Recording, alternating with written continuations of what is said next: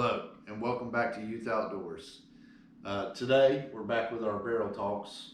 Last week, we brought you a video, first one from our barrel talks, where we're at home and we're going to use this. We reviewed it in our last video. For those that haven't seen it, though, we talked about these barrel talks are something that we want to do when we need to review a video, which is what we're going to do again today. This is our October, last weekend of October here in Tennessee is the youth weekend, and we were successful on that one, right?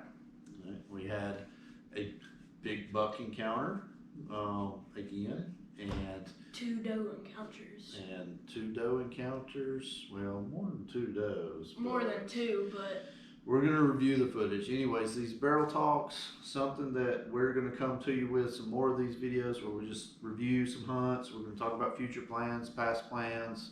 So look out for more of these types of videos where we just get together and talk. But again, today we want to use this as a means to review the footage from our youth weekend hunt.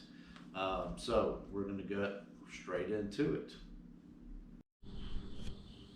it's October the 28th on Saturday, and it's youth gun hunt. We have two different spots picked out, and one for the morning and one for the evening, and they're both really good spots. And you gonna try to kill a deer today? Yeah. All right. Well, let's go see what we can do. So we go to one of our favorite spots, the spot you saw in our last video. It's where we wanted to start our morning. We get out there and we get into the shooting house. It's about 30 minutes before daylight. We're just getting our stuff in and we're getting settled in and getting everything situated. And then all of a sudden something happens. What happened, man? So we just got settled, and there was this black, like, shadow. Not a shadow, you couldn't see a shadow, but it was a black thing that was moving. And you could see these little, like, antlers. Well, not little, they were big. And then he stopped, like, 25 yards in front of us, kind of towards our right, kind of angled. And I was getting my gun up and stuff.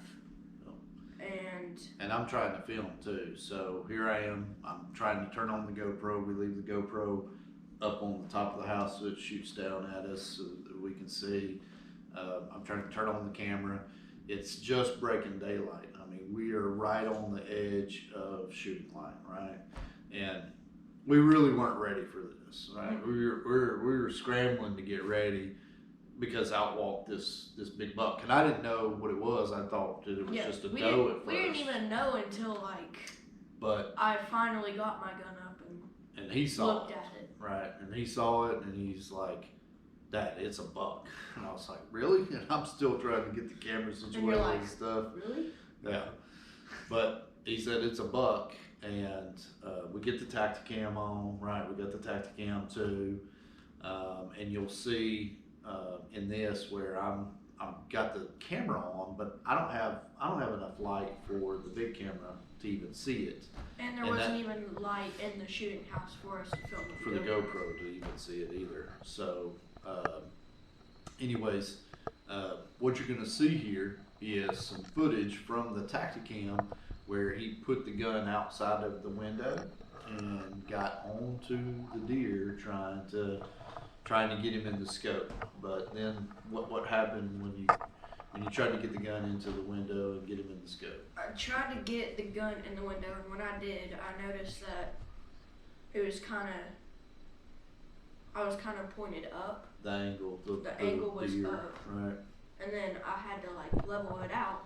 So I was sitting regularly, and I was gonna try and get on my knee. And as I was getting on my knee, I was bringing it up, I was doing this, and I hit something, and he ran. Yeah. So unfortunately, he banged on something in the window or whatever with the gun, trying to pull it out, back out of the window. And during this, I'm sitting there with the camera, you know, still I'm trying to get it into view of the camera, and I don't have enough light.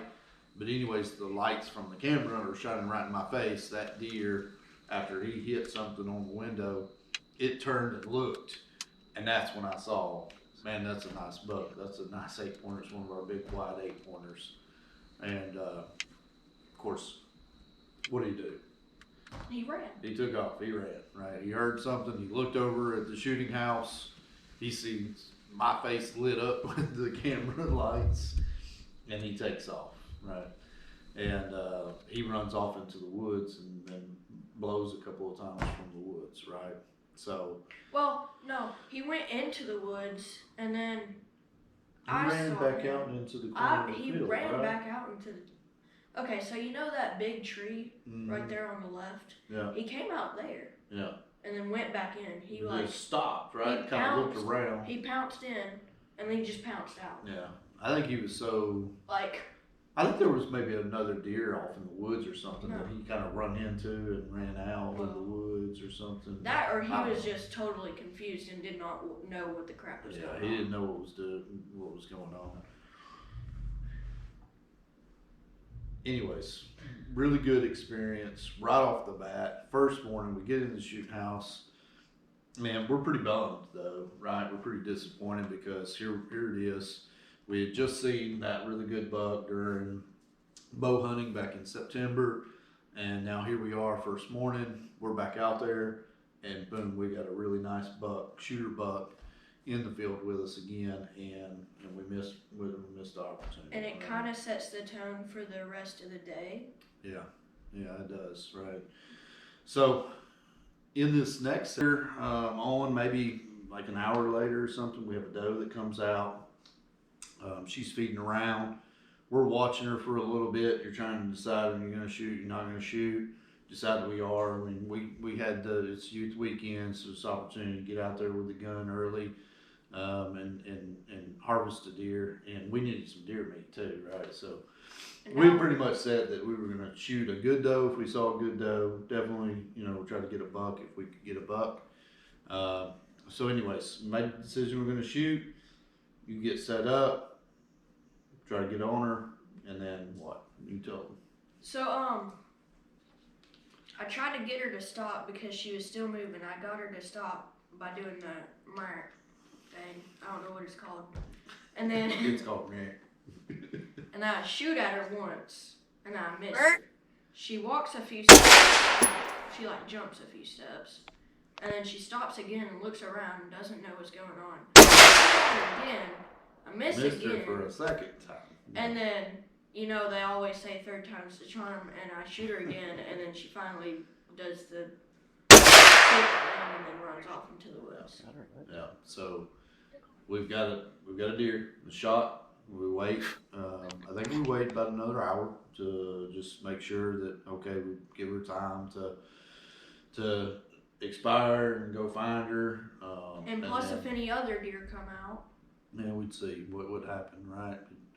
Mainly just giving her time to try to expire before we go out and start looking for her. so You can talk like Okay. regular. So, I shot a doe somewhere between an hour ago, and she was right over there behind you, and I shot her, and then she jump kicked, and then went into the woods, and we were about to go find her. All right, let's go see if we can find her. And we start looking around. We didn't find any blood at the shot site, yeah. right there in the field where he shot. Not a drop of blood. Not a drop of blood going into the woods. There was one maybe teensy one tiny little little- drop, right? But then even then going into the woods for a little ways, we didn't find anything. It was probably a good 30 yards 30 into yards the until to the she woods. actually started Yeah. dripping. Because this scene right here, we found several scrapes, like right inside the field, right inside the woods from the field. There was 5 or 6 scrapes, real close proximity to each other, and I think somebody peed in one of them too. You always have to pee in a scrape. Anytime we see it, that's Not even if you have to go before that. It just hits you. You see a scrape and it hits you, and you just go. exactly, and so we have to. Yeah. But then a little bit after those scrapes, about 30 yards into the woods, we did find a nice little pool of blood, right? And we figured, okay, we've got good blood. This looks, this bright red blood, but we had already given her an hour. I think by this time we're probably pushing close to an hour and a half of time from the shot. And we start tracking that because we see, you know, a steady stream of that pool of blood and then a steady stream of blood. And then we track her for about another 30 yards, and we cannot find anything. We look left, right, Nothing. back. We can't find a thing, right? Backtracked her, went forward, could not find anything. So we backed out and got help. And we brought one of these other guys that hunt on our lease over to help us. Well, we called in a friend, and he lives close to the hunting lease, and we told him, hey, we shot a doe, and we found what we thought was good blood, but tracked it a little ways and then lost it again. So we waited for him to get out there, and at this point, It's we're like probably 2.5 hours hours in. into it. And we get back out there, and where we seen last blood, we had marked the location. I'd put, I think, a hat or something. You on put the like tree. a orange Little toboggan orange on there. thing on there. So we get back to that spot. Takes us some time, but we do find some more drops of blood. Right at this point, it's pretty light, but we do track it for a good ways. I mean, for like another 75 to 100 yards, we track this blood, and it takes a long time looking around and everything. We eventually get down to like an old dried up creek bed, and it's very dry this time of year. Last week of October, we hadn't had a whole lot of rain, but there's this one little, like, I guess it's the dried up creek bed, but there's this one little puddle of water that's right there, and we find Another little little. clump of blood that's right there. And I think that blood that we saw there, Mm-hmm. wasn't it like a little chunky too? Yeah, it was, and it was still the bright red too.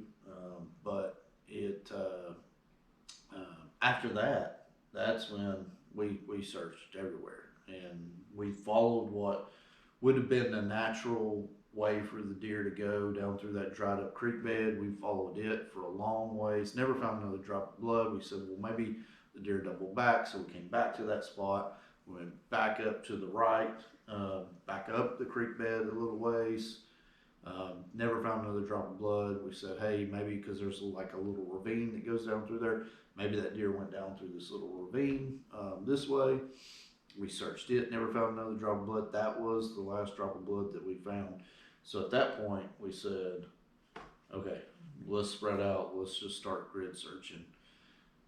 Which is what we did, and we searched that whole area. We went back to the four-wheelers. We doubled back around to the direction that the most natural direction that deer would have gone to is a steady stream that Especially still with exists water.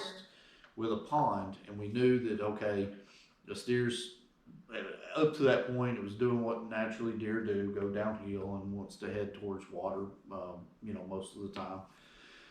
So we doubled back around. We went to the pond. We looked around the pond. We followed up that creek bed. This is the actual creek where that dried up creek bed runs down to. And we walked it for hundreds and hundreds of yards. And I figured if that deer was heading anywhere, it was headed towards that creek bed. Never found another drop of blood. Never found another sign of that deer.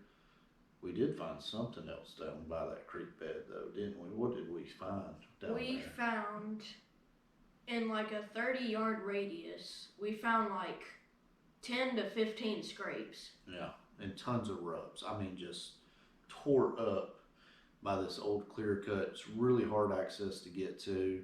And It's it on had to be multiple deer, not Or- just one. it's on the backside of this old clear cut, but we stored that one back in our memory for future reference. Unfortunately, we never found that deer, and at this point, I mean, we were like 5 hours into it or something like that. It's after lunch. We're tired of walking. We're hungry, and so we call it quits at that point. So then we decided to leave.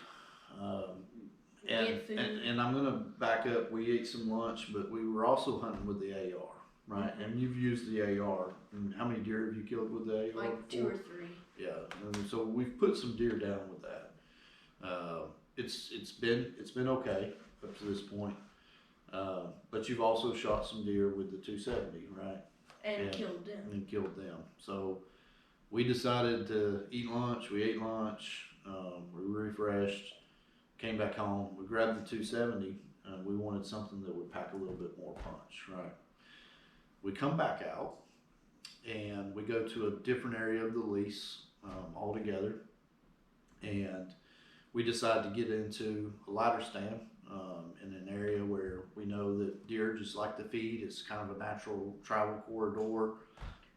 We set up by this clear cut. It was a different one though. Another different clear cut.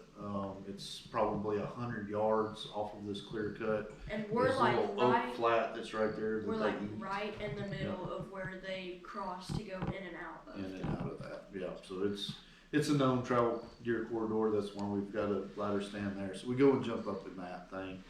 I'm saddle hunting.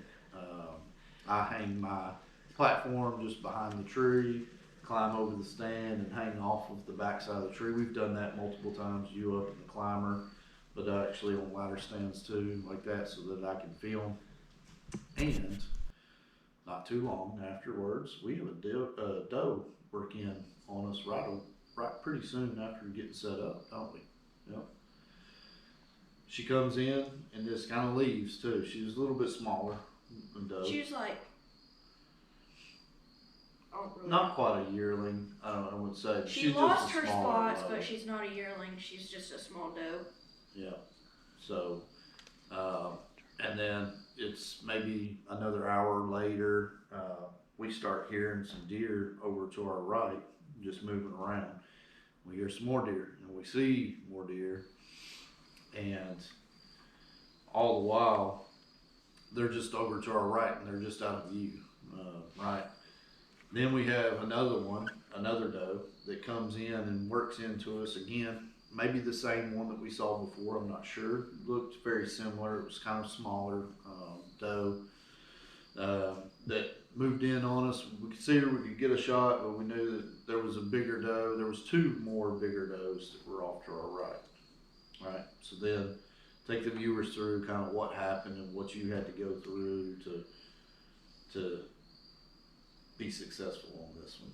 So at this point, we've been sitting in this stand for like an hour, maybe an hour and a half. And like he said, the first doe comes, goes, we see more, and then another one comes back. That we know that there's this other doe That's that's really big, Yeah. kind of to our right, like we were saying. And she comes around with this other kind of smaller doe, Mm-hmm. and the other smaller doe goes to eat with the The other deer. smaller doe. Yeah.